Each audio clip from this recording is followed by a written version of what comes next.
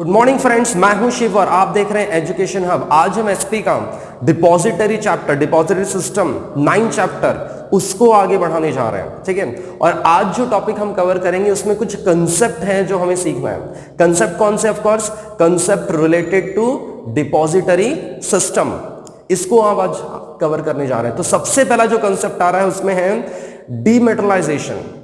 तो ये जो डीमेटलाइजेशन है, इसको क्या है मतलब, डीमेटलाइजेशन मतलब क्या होता है, कंसेप्ट क्या है, वो समझना जरूरी है। फिजिकल फॉर्म में से अगर हम इलेक्ट्रॉनिक फॉर्म में अगर हम शेयर्स को कन्वर्ट कर दें, उसी को हम कहते हैं डीमेटलाइजेशन। ठीक है, इसका मतलब अगर आपके पास कोई फिजिकल फॉर्म में शेयर्स है, जिसमें आपको फिजिकल फॉर्म पेपर फॉर्म में आपके पास शेयर सर्टिफिकेट होगा, अगर आपको उसको इलेक्ट्रॉनिक फॉर्म में कन्वर्ट करना है तो इस प्रोसेस से आपको गुजरना पड़ेगा। मतलब आपके पास डीमैट अकाउंट होना चाहिए। अगर आपके पास डीमैट अकाउंट है तो आप क्या कर सकते हैं, आप इजीली अपने फिजिकल फॉर्म को इलेक्ट्रॉनिक फॉर्म में इजीली कन्वर्ट आसानी से कर सकते हैं। ये चीजें हैं, ये चीजें वहां पे क्लियर की गई है, राइट। तो चलिए, डीमेटलाइजेशन पॉइंट पहला पॉइंट है concept related to depository system, उसको शुरू करते हैं। और फर्स्ट पॉइंट आता है dematerialisation. Demat is the process where a client can get physical certificate converted into electronic mode. मतलब यहां पे क्या बताया जा रहा है कि फिजिकल फॉर्म में से हम इलेक्ट्रॉनिक मोड में इजीली इसको कन्वर्ट कर लेते हैं। ठीक है, and the client has to surrender the certificate along with demat request form. Client को यहां पे मतलब जिसका शेयर है उसको डीमैट फॉर्म भरकर सबमिट करना होगा और सर्टिफिकेट भी देना पड़ेगा। चाहे आपका ये जो फॉर्म है मतलब सर्टिफिकेट है, इसके थ्रू हम क्या कर सकते हैं, इसको इलेक्ट्रॉनिक फॉर्म में इजीली कन्वर्ट तब कर सकते हैं। मतलब यहां पे शेयर होल्डर को खुद ये अप्लाई करना पड़ेगा, इसके लिए डीमैट अकाउंट के लिए फॉर्म के साथ में आपको सर्टिफिकेट भी सबमिट करना है, तब जाकर आपका कन्वर्जन होगा, अदरवाइज नहीं होगा। क्या कन्वर्जन? फिजिकल से इलेक्ट्रॉनिक फॉर्म में हम कन्वर्जन कर रहे हैं, इसीलिए। ठीक है, और क्या बताया गया था, DP forward to this depository who is turn forward to the issuer. मतलब यहां पे डीपी क्या करेगा, डिपॉजिटरी पार्टिसिपेंट की बात हो रही है। डीपी इसको डिपॉजिटरी के पास ट्रांसफर कर देंगे और डिपॉजिटरी क्या करेंगे, इसको इशूअर कंपनी के पास ट्रांसफर कर देंगे। इशूअर कंपनी मतलब जिसने कंपनी का शेयर इशू किया होगा, जो कंपनी, ऐसी कंपनी जिसने शेयर इशू किया होगा, उसके पास ये फॉर्म कहीं ना कहीं आ जाएगा। और after confirmation from the issuer company, the depository will credit the security in demat account with DP. और कंपनी जब डिपॉजिटरी को कंफर्म कर देगी कि हाँ भाई सब कुछ ठीक ठाक है, कोई प्रॉब्लम नहीं है, ये हमारा ही क्लाइंट है, हमने ही उसको शेयर दिया है, ये सारी बातें वेरीफाई कर ली जाती है। और फिर कंफर्मेशन कौन किसको भेजता है? इशूअर कंपनी डिपॉजिटरी को, और डिपॉजिटरी फिर डीपी को। ये कंफर्मेशन जाएगा एक दूसरे के पास। ठीक है, कंफर्मेशन जाने के बाद आपका डीमैट अकाउंट जो है वो इलेक्ट्रॉनिक फॉर्म में कन्वर्ट कर दिया जाता है। इस तरह से इसका मतलब पूरी तरह से ये प्रोसेस होता है डीमेटलाइजेशन का। तो फर्स्ट पॉइंट में क्या बताया गया एग्जैक्टली, कि जिसके पास भाई डीमैट अकाउंट नहीं है, जिसके पास शेयर सर्टिफिकेट है, उसको अगर आपका फिजिकल फॉर्म से इलेक्ट्रॉनिक फॉर्म में कन्वर्ट करना है तो उसको क्या करना होगा, फॉर्म भरकर देना होगा। किसके पास? डीपी के पास। डीपी के पास हम फॉर्म देंगे, मतलब क्लाइंट देगा जिसके पास शेयर है, वो फॉर्म देगा, डीपी डिपॉजिटरी को ट्रांसफर करेंगे, डिपॉजिटरी फिर कंफर्मेशन किसके लेंगे, इशूअर कंपनी से, इशूअर इनको कंफर्म करेगी, किसको, डिपॉजिटरी को, डिपॉजिटरी फिर डीपी को कंफर्म कर देंगे, और आपका जो इलेक्ट्रॉनिक प्रोसेस है वो कंप्लीट हो जाएगा तब तक। तो ये सब चीजें हैं। मतलब डीमेटलाइजेशन सिंपल है, इलेक्ट्रॉनिक फॉर्म में कन्वर्ट करना फिजिकल फॉर्म को, या फिर बोल सकते हैं फिजिकल फॉर्म से इलेक्ट्रॉनिक फॉर्म में कन्वर्ट करना, इसी को डीमेटलाइजेशन प्रोसेस कहा जाता है। तो ये तो फर्स्ट पॉइंट आपका था, राइट। सेकंड पॉइंट की ओर बढ़ते हैं, rematerialisation. What do you mean by rematerialisation? ये उसी का अपोजिट है। डिमेटलाइजेशन में क्या था, फिजिकल से इलेक्ट्रॉनिक फॉर्म में कन्वर्ट किया। रीमेटलाइजेशन क्या है, इलेक्ट्रॉनिक से फिजिकल फॉर्म में आपको कन्वर्ट करना होगा। तो ये चीजें हैं। तो मतलब अगर आपका इलेक्ट्रॉनिक फॉर्म में है, आप उसको फिजिकल फॉर्म में कन्वर्ट करना चाहते हैं, तो रीमेटलाइजेशन वो प्रोसेस है जिसके थ्रू आपका कन्वर्जन आसानी से हो सकता है, electronic two physical form.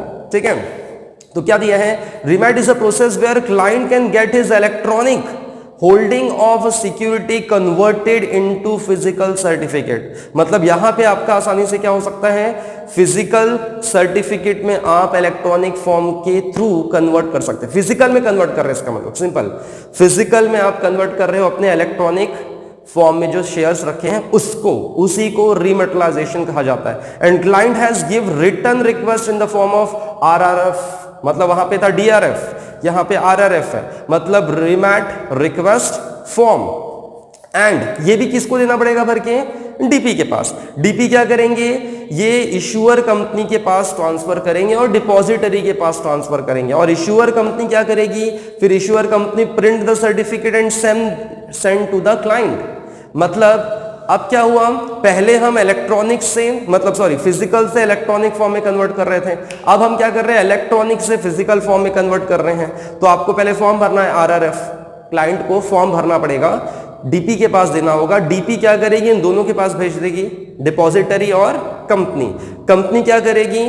Depository क्या करेगा? उसका इलेक्ट्रॉनिक फॉर्म से पूरा डाटा फिजिकल फॉर्म में कन्वर्ट करके कंपनी को बता देगा। कंपनी क्या करेगी? अब आपको फिजिकल सर्टिफिकेट इशू करेगी, फिजिकली आपको प्रिंट करके सर्टिफिकेट दे देंगे। तो इस तरह से ये रीमेटलाइजेशन प्रोसेस चलता है और बहुत आसान है, ऐसा कुछ भी नहीं कि इसमें कुछ भी डिफिकल्ट है। इशूअर प्रिंट द सर्टिफिकेट, लिखा है कि कंपनी सर्टिफिकेट प्रिंट करेगी और क्लाइंट के पास सेंड कर देगी, और साथ में डिपॉजिटरी को कंफर्मेशन दे देगी कि हाँ भाई हमने इसका फिजिकल फॉर्म में ऑलरेडी कन्वर्ट कर दिया है। Depository via the DP debit account of client with दो सिक्योरिटी, और फिर डिपॉजिटरी डीपी को बता देंगे कि हाँ भाई आपका कन्वर्जन हो चुका है। तो इस तरह से क्या होता है, यहां पे देखा जाए क्लाइंट, कंपनी, डिपॉजिटरी और डीपी, ये चार लोग इन्वॉल्व होते हैं सारे प्रोसेस में। जो डिमेटलाइजेशन था उसमें भी और रीमेटलाइजेशन में भी सेम है, वहां पे चारों लोग इन्वॉल्व होकर ये प्रोसेस को कंप्लीट कर सकते हैं, आसानी से कर सकते हैं। तो ये था आपका सेकंड पॉइंट। थर्ड पॉइंट की ओर बढ़ते हैं भाई। थर्ड पॉइंट क्या है? फंजिबिलिटी। फंजिबिलिटी है चेंजेबल होता है इसका मतलब, ठीक है। कोई चीजें हम इंटरचेंज कर सकते हैं और कोई चीजें इंटरचेंज नहीं कर सकते। इंटरचेंजेबल को ही फंजिबिलिटी कहा जाता है, ठीक है। In financial term fungibility means the state of being interchangeable, मतलब कोई ना कोई चीज आप इंटरचेंज एक दूसरे से कर सकते हैं, बदल सकते हैं, उसको कहा जाता है फंजिबिलिटी। और some financial asset are fungible while some are not fungible. कुछ एसेट ऐसे होते हैं जो इंटरचेंज हो सकते हैं, कुछ एसेट ऐसे होते हैं जो इंटरचेंज नहीं हो सकते, और उसी को फंजिबिलिटी कहा जाता है, और कुछ नहीं है। ये फाइनेंशियल कुछ टर्म्स हैं जो आपको समझना जरूरी है, जैसे डिमेटलाइजेशन, रीमेटलाइजेशन। अब ये फंजिबिलिटी आ गई, उसमें कुछ एग्जांपल आपको दिए हैं, उससे और बातें आपको क्लियर हो जाती है कि यहाँ पे फंजिबिलिटी है क्या। फंजिबिलिटी फंजिबिलिटी मतलब क्या है? ऐसे चीज जो इंटरचेंजेबल हो भी सकते हैं और नहीं भी हो सकते, ठीक है। मतलब ऐसे तो कुछ चीजें, कुछ एसेट ऐसे होते हैं जो चेंजेबल होते हैं, इंटरचेंजेबल। जैसे लैंड का एग्जांपल आपको फर्स्ट पॉइंट दिया था, land is not fungible as every unit of land has unique quality which add to reduce it value. हर एक लैंड की कीमत अलग अलग है, हर एक लैंड की क्वालिटी अलग अलग होती है, इसकी वैल्यू चेंजेबल होती है, बदल सकती है। इसलिए ये जो लैंड का एग्जांपल दिया, ये नॉट फंजिबल है, ये एक जैसे नहीं हो सकते।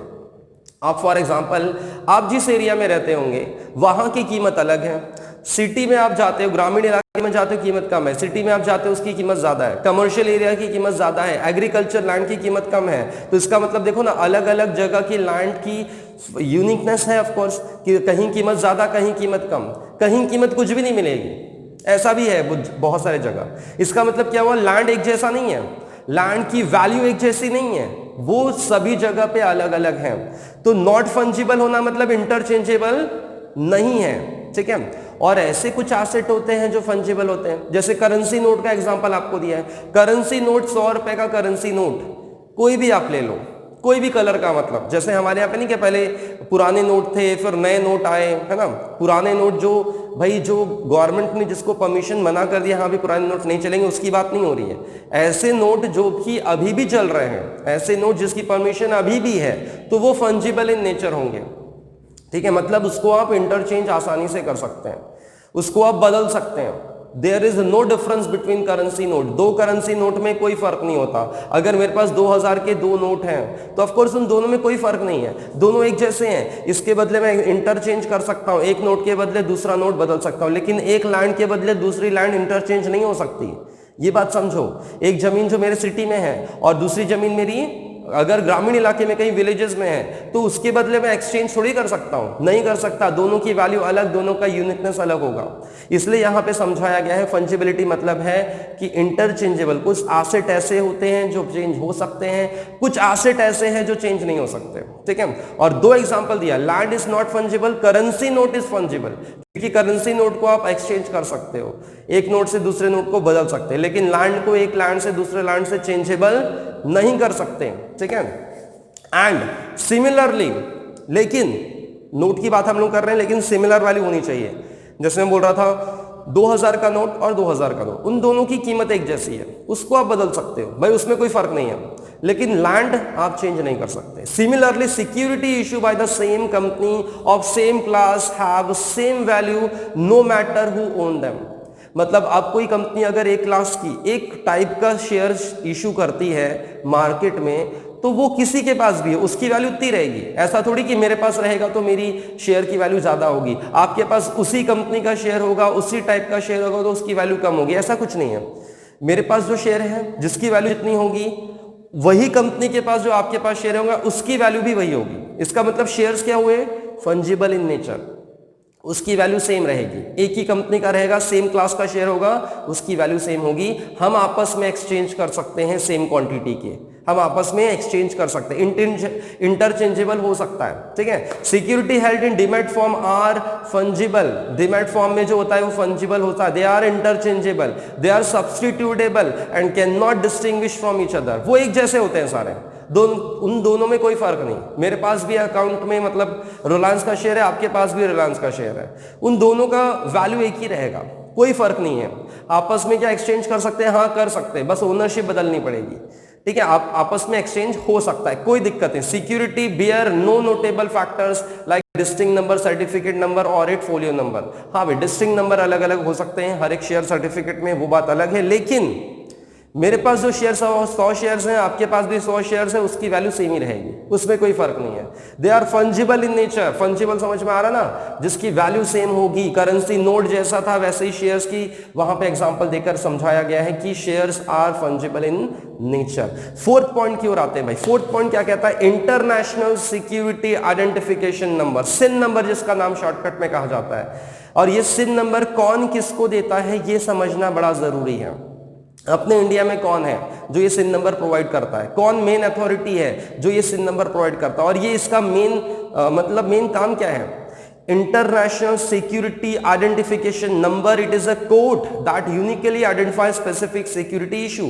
मतलब जो भी कंपनी सिक्योरिटी इशू करती है उसके लिए यूनिक आईडी कोड होता है। वो यूनिक आईडी कोड आपको कोई ऑर्गेनाइजेशन प्रोवाइड करती है जिसका नाम है सिन नंबर, जिसको हम लोग कहते हैं यूनिक आईडी नंबर को। मतलब हर एक सिक्योरिटी के लिए एक सिन नंबर होता है, ये सबसे पहली बात समझो। हर एक सिक्योरिटी के लिए यूनिक आईडी कोड होता है, जो भी कंपनी इशू करती है उसका यूनिक आईडी कोड होगा। और ISIN number is any country are allotted by the country NNA। हर एक कंट्री में नेशनल नंबरिंग एजेंसीज होती हैं, वो ये नंबर इशू करती हैं। और it is a standard numbering system which is accepted globally. जो ये नंबर प्रोवाइड करेंगे वो दुनिया भर में कहीं भी एक्सेप्टेबल है। इसको ऐसा नहीं कि वो नंबर मान्यता जिसकी नहीं होगी, ऐसा कुछ नहीं है। NNA एजेंसीज होती है जो ये नंबर आपको प्रोवाइड करती है, ठीक है।